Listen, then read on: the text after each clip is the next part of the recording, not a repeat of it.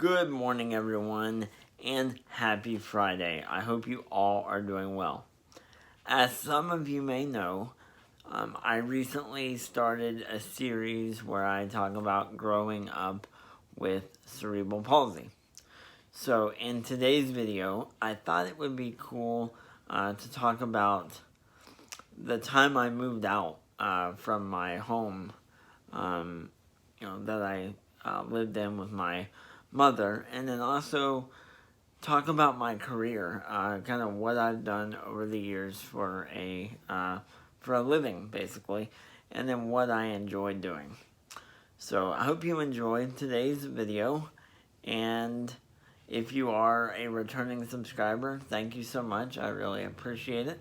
And if you're new here, my name is Roy, and I have cerebral palsy. You can learn more about me by checking out the description box below. So with that being said, let's dive right into today's video.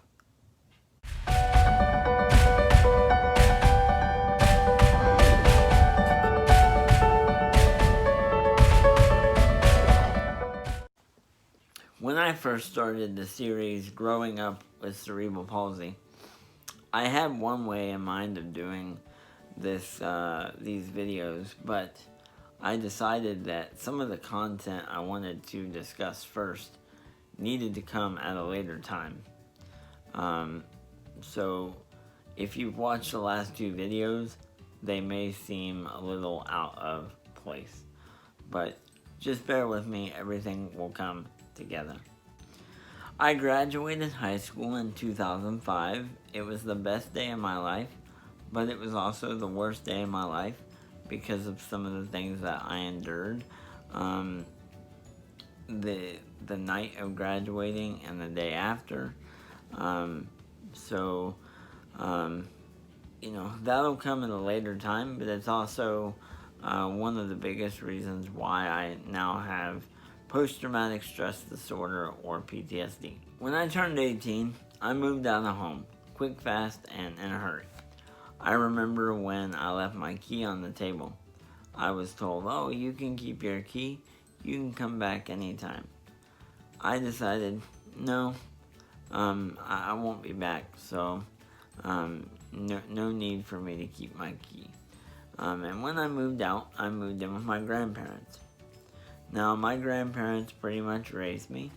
Anytime I was not in school, I was at their house, basically. Vacations, you name it. If it was the weekend, I was there.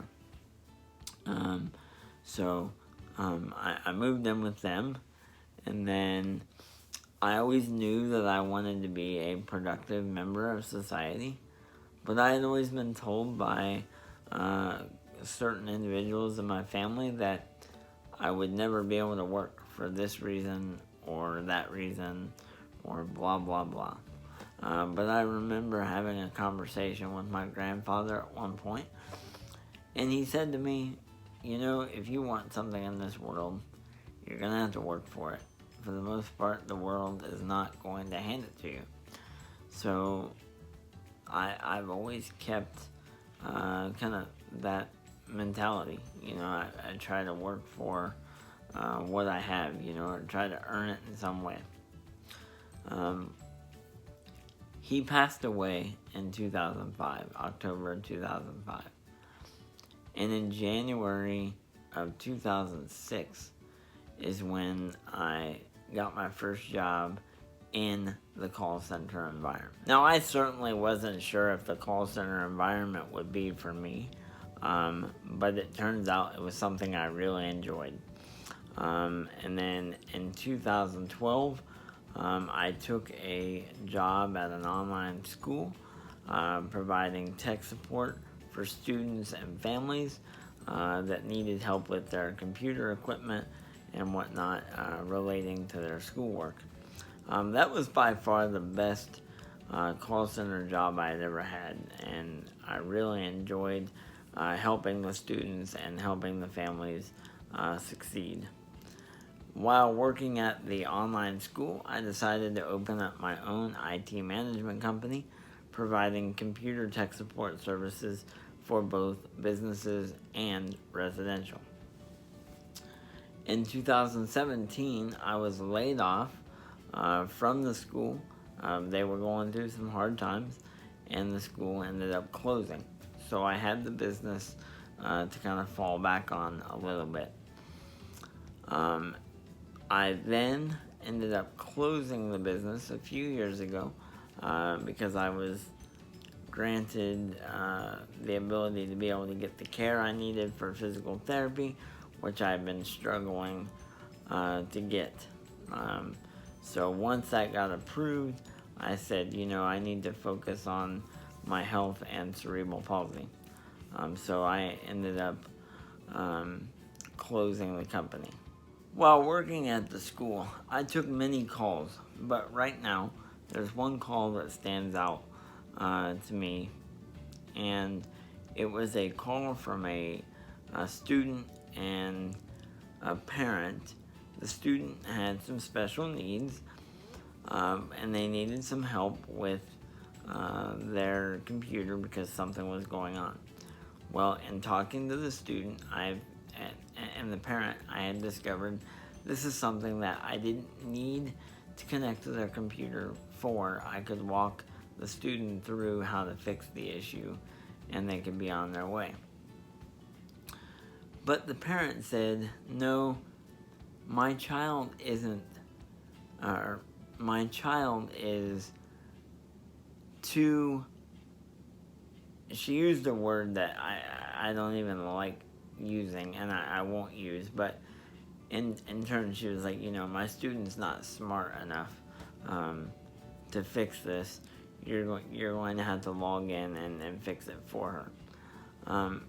I just decided to say, I will log in if you really need me to, but why don't we have the student do this for us, and you guys can, be on your way faster. So, the moral of the story is I was able to walk the student through it, and she was able to take care of the issue, with my help and without me connecting.